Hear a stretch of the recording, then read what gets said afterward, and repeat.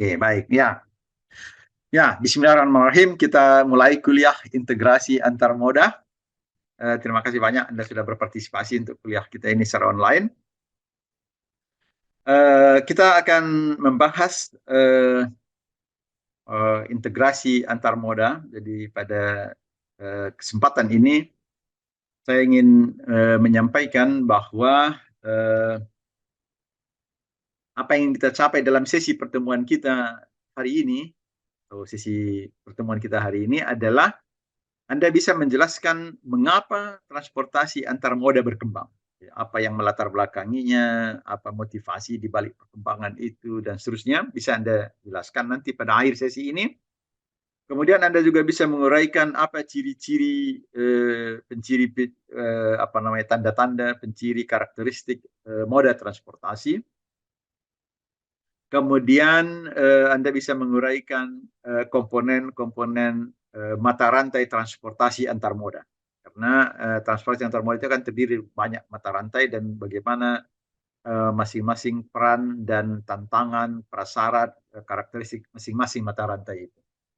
Ini kira-kira capaian kita dalam pertemuan hari ini. Oke, kita lanjut. Selamat pagi, Pak. Oke. Ya, moda transportasi. Jadi ini moda transportasi ini adalah pertama dia secara mendasar begitu ya digolongkan berkaitan dengan media tempat dia jalan gitu ya. Makanya ada moda darat yang bergerak mengangkut barang, penumpang dan seterusnya di darat. Ada moda air yang bergerak dan mentransportasikan, menawarkan jasa transportasi di air yang bisa berupa kapal, ponton atau dan seterusnya, struktur-struktur terapung di air. Ada juga yang di udara.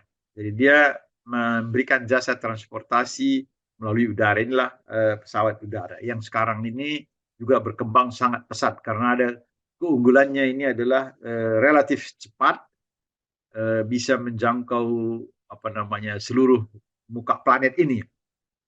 Nah, kemudian nanti memang lalu ada submodanya begitu ya. Di darat ini berkembang moda kereta api, ada moda jalan raya, karena kereta api dan jalan raya ini juga berbeda karakteristiknya, sangat berbeda gitu ya. Kemudian air ya memang paling ini berubah beberapa tipe-tipe kapal gitu ya. Udara juga ya pada prinsipnya bisa digolongkan misalkan pesawat jet, pesawat propeller dan seterusnya. Jadi setiap moda ini memiliki fiturnya khas melayani permintaan angkutan barang dan penumpang.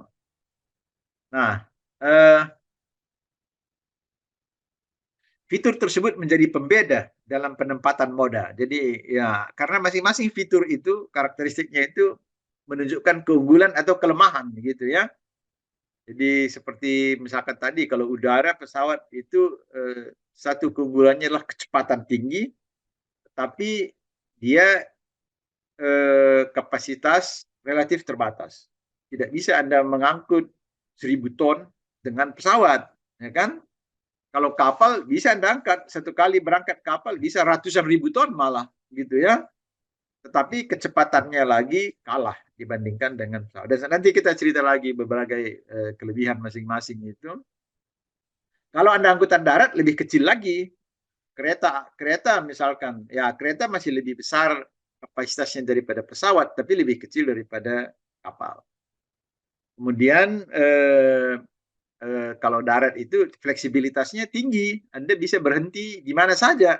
Ya? Kalau Anda naik dari mana lagi, dari mana Nabire ke Dogiai sudah tembus itu Pak Alfian ya. Jadi kalau kita dari Nabire ke Dogiai, teoritis sebetulnya dari segi apa kita bisa berhenti di mana kita suka. Tapi kalau kita naik pesawat tidak bisa. Anda tidak bisa berhenti di sembarang tempat. Harus tiba di bandara. Selain di bandara Anda tidak bisa berhenti. Kalau Anda berhenti tidak di bandara maka Anda sudah tamat riwayatnya kan. Nah, kapal juga begitu. Di pelabuhan Kalau dia, sehingga nggak bisa gitu. Jadi ada beberapa kelebihan-kelebihannya. Ya.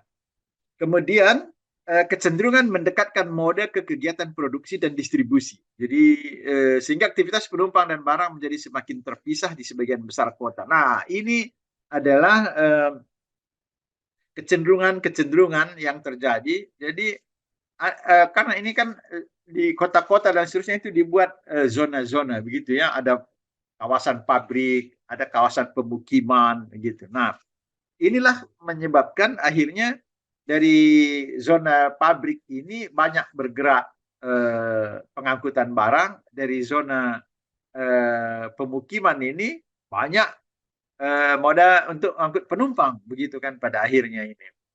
Nah, tren sekarang ini mencoba mengintegrasikan moda ini.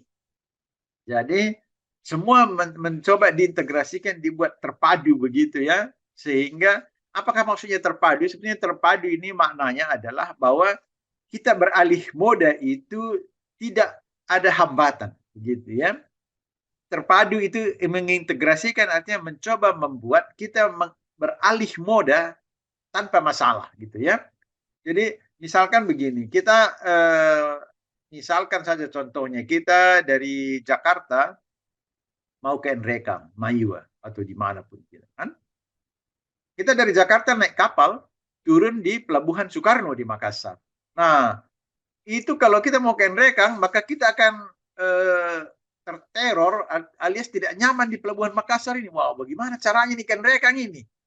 Naik apa dulu saya kemana? Salah, kita akan sangat stres di pelabuhan ini kan. Ini artinya itu contoh belum terpadu. Nah, ketika kita sudah ketemu lagi bus atau sarana angkutan dari Pelabuhan Makassar ke terminal yang ada ketemu bus menuju Nrekang, nah, kita tiba lagi di terminal Dayak misalkan, stres lagi. Karena situasinya itu begitu tidak nyaman, bagaimana caranya ini? Karena semua orang menganggap kita itu buta huruf, maka dia akan teriak, ini Pak Nrekang. Sebetulnya biar dia tidak diam saja dia. Kita kan tahu yang mana Nrekang, tapi dianggap kita sebagai buta huruf. Ini Pak Nrekang. Artinya dia belum. Saya pernah itu malah di terminal Dayak. Ini Pak, ini Nrekang. Saya bilang, kau belum lahir, saya sudah tahu mana mobil Nrekang. Tidak usah aku teriak-teriak begitu. Itu membuat stres kita kan, karena semua orang berteriak-teriak seolah-olah kita buta huruf. Kalau kita tahu yang mana ini Nrekang, karena ada tulisannya. Tapi semua tarik-tarik, ini Pak Nrekang, ini Nrekang. Ini sebenarnya contoh-contoh bagaimana keterpaduan itu sangat lemah gitu ya. Itu kalau untuk angkutan penumpang. Kalau angkutan barang juga seperti begitu. Kalau Anda punya barang dari Nrekang, Anda kirim barang ke Jakarta, misalkan saja apapun yang Anda kirim itu, misalnya coklat, itu coklat akan naik truk. Misalkan ada pengusaha angkutan itu ada permintaan dari pabrik coklat atau apa di Jakarta, Anda kirim 10 ton satu truk, itu sampai di Pelabuhan Makassar pasti ada stres. Bagaimana caranya ini barang saya naik ke kapal untuk dibawa ke Jakarta? Itu pertanda tidak terpadu. Seandainya terpadu, tidak perlu Anda stres karena muatan Anda itu diisi di kontainer di Nrekang, sampai di pelabuhan akan diderek naik ke kapal, tiba di pelabuhan, semua itu berjalan mulus. Itu namanya terintegrasi, gitu ya. Tapi memang banyak problem untuk bisa membuat integrasi. Tapi sekarang ini trennya seperti begitu. Tren itu mengintegrasikan semua moda supaya bertransportasi itu bisa jadi apa itu namanya ya, nyaman, gitu ya. Tidak menimbulkan stres. Ya, oke, kita terus. Nah, karakteristik teknis dan operasi moda angkutan. Ini kita cerita untuk penumpang saja ini ya. Jadi tadi kita buat ini maaf masih bahasa Inggris ini sehingga air itu sebetulnya maknanya udara. Karena kebetulan air ini. Jadi air atau air itu adalah udara, road dan rail ini di darat. Jadi tadi kita cerita untuk moda darat itu ada dua lagi karena secara karakteristik berbeda sekali. Ini road dan rail. Kemudian maritime ini adalah angkutan perairan. Nah, ini kalau sebetulnya angkutan udara ini, kalau kita lihat dari segi polanya seperti tadi, dia karena tidak fleksibel, nggak bisa berhenti di sembarang tempat, proses penentuan trayek itu tidak bisa mendadak gitu ya, tidak sama dengan kalau kita angkutan bus atau angkutan minibus, bisa kita suatu saat ya turun naik gitu dengan fleksibel gitu ya. Maka di udara ini karakteristik secara umum angkutan udara itu adalah ya hanya kira-kira terbagi dua ini, atau katakanlah terbagi tiga sebetulnya. Ada yang terjadwal, jadi itu adalah disebut dengan liner service, seperti terjadwal tanggal sekian tiap hari ini, dan yang ada pesawat ke sana seterusnya. Ada juga yang charter yang hanya ber memberikan jasa kalau dia tinggi permintaan dan seterusnya. Charter ini banyak dipakai untuk angkutan barang udara gitu ya. Saya kira FedEx barangkali ini terkenal untuk angkutan charter udara ini. Kemudian ada udara ini sebenarnya sekarang ini, dulu-dulu ketika buku ini dibuat belum berkembang mungkin. Sekarang ini sudah banyak juga yang pribadi, artinya private. Pesawatnya itu ya terserah orangnya gitu ya, karena pribadi. Ya kira-kira seperti begitu. Kalau angkutan darat ini terbagi dua, jalan raya dan rail. Jalan raya ini antara lain modanya itu adalah ya mobil pribadi kita punya itu, minibus dan seterusnya. Ada taksi, bus, sepeda motor, sepeda, jalan kaki. Itu juga termasuk transportasi jalan ya. Karena jalan kaki ini memang di kita ini banyak yang tidak menggunakan prasarana, artinya kita jalan di tempat yang sebetulnya jalan mobil, ya kan? Kita naik sepeda juga yang jalannya mobil gitu. Tapi beberapa negara itu memang dia punya prasarana untuk jalan, untuk sepeda dan seterusnya. Kalau kereta ya kita Sulawesi Selatan ini saya kira mudah-mudahan sebentar lagi, artinya sebentar lagi karena sudah 10 tahun juga dicanangkan, itu belum juga jalan. Tapi ya ada harapan kita akan ada gitu ya. Jadi ada kereta antar kota, ya, intercity gitu ya. Kemudian ada yang dalam kota, transit, subway, komuter dan seterusnya. Kemudian yang populer lagi kereta ini memang sekarang ini adalah yang HSR ini, high speed rail. Ini kecepatan bisa sampai 200-300 km per jam, sehingga Anda tidak bisa menikmati pemandangan atau apapun dalam perjalanan karena kencang sekali gitu ya. Ya, kemudian untuk angkutan air ini, nah ini yang di kita banyak ini ya, di kita ini banyak kapal feri di mana-mana berlayar menghubungkan antar pulau kita ini. Ada kapal roro, ada kapal cepat, ada kapal-kapal pesiar dan seterusnya, ada kapal barang dan seterusnya. Ini masih kurang ditulis ini. Sini sebetulnya sangat beragam juga. Ada kapal general cargo, kontainer, tanker dan seterusnya. Jadi kita tambahkan gitu ya, karena ini spesifik juga itu ya, angkutan tanker dan untuk tapi ini kan ini untuk penumpang nih ceritanya ya. Kalau penumpang cuma ini, karena judulnya memang penumpang ya, orang yang diangkut ya. Karena kapal kalau kontainer itu ngangkut barang bukan orang, atau kalau tanker itu ngangkut muatan cair. Ya, ini yang untuk barang gitu ya. Untuk barang ini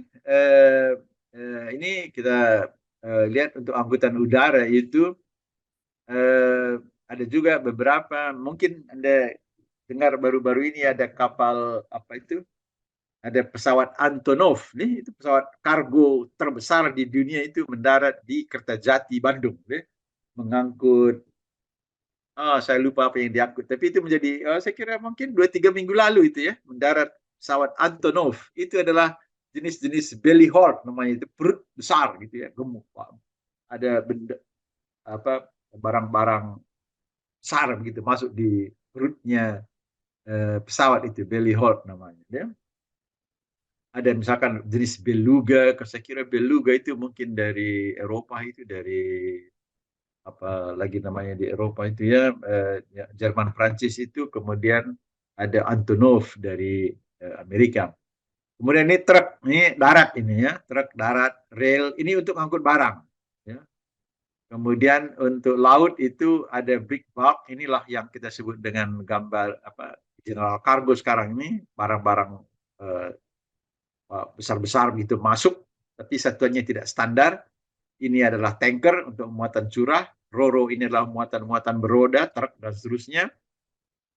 Kemudian ada dry bulk, ini yang dicurah ini, seperti muatan gandum, muatan semen, muatan gandum, semen, pupuk, dan seterusnya itu dicurahkan. Tapi dalam kontainer. Ada juga kapal kontainer. Kemudian kalau di pelayaran ini ya, ada kapal sungai, ada tongkang, dan seterusnya. Ada juga transportasi melalui pipa. Ini pipa bisa lewat darat, bisa lewat laut ini sebetulnya. Jadi sekarang ini populer juga ini pipa. Di Indonesia ini banyak ini. Dari Natuna dikirim, karena sana tambang gas, itu dikirim ke Singapura, dikirim kemana, begitu ya. Di Kangean, Madura itu dikirim gasnya ke Gresik, karena Gresik adalah kawasan industri.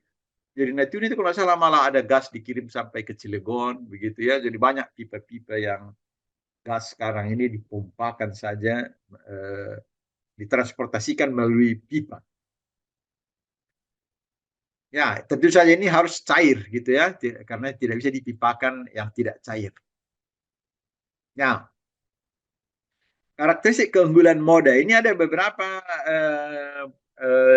artinya ini kita cerita dari segi biaya dan jarak saja kita lihat ya. Ini jarak ke sini dalam satuan kilometer atau mil, yang satuan internasional kan kilometer gitu ya. Jadi di sini bisa kita lihat sebetulnya bahwa angkutan darat itu ada batasnya. Kalau sudah jauh itu dia akan kalah bersaing, gitu ya. Jadi angkutan jalan ini bisa kita lihat kurvanya ini, makin jauh itu makin mahal, makin jauh makin mahal, gitu ya. Tapi karena fleksibilitasnya tadi, kalau jarak dekat dia unggul, murah. Kemudian yang satunya lagi, kalau kita lihat yang rel ini, kalau jarak dekat sekali sebetulnya ini rel tidak ekonomis. Makanya seperti kasus sekarang ini, misalkan Makassar ini dari Parepare, Pangkep ke Makassar ini, dia kan kalah bersaing sebetulnya kalau jarak dekat. Jadi kereta api rel ini akan unggul dia dari segi biaya ketika agak jauh gitu ya. D1, D2 ini tentu saja sangat fleksibel, tetapi ini kita akan ada titik temunya di mana pada jarak tertentu, setelah lewati jarak itu maka rel akan unggul. Gitu. Tapi kalau sudah lebih jauh lagi, maka kapal akan unggul. Kapal akan unggul. Kalau jarak yang sangat jauh itu, kapal akan unggul. Mengungguli semua moda. Jadi misalkan saja, kalau kan teoritis misalkan dari Makassar ke Manado itu bisa saja jalan raya. Suatu saat bisa juga rel. Tapi kalau dari sini ke Manado itu ya mungkin sekitar berapa ya, hampir 2000 km kalau kita jalan raya. Nah, itu sudah akan unggul kapal asal ada muatannya ya, jangan sampai sedikit muatannya ya tetap unggul truk. Tapi kalau muatannya ada ratusan ribu ton, sudah pasti kapal unggul untuk jarak jauh, gitu ya. Tapi kalau jarak dekat ya pasti jalan. Misalkan saja kalau di Makassar ini mengangkut bahan bangunan, pasir, batu dan seterusnya dari bilik-bilik dari Jeneberang ke Makassar yang jaraknya mungkin hanya sekitar berapa itu ya, 20 sampai 50 km, itu bahkan rel pun akan kalah, pasti lebih murah diangkut dengan truk. Kalau jaraknya ini dekat 30-40 km truk ini, karena kalau kereta kita harus bangun rel, bangun macam-macam, lebih mahal dia. Kira-kira seperti begitu dari kalau kita kaitkan jarak dan biaya, ya.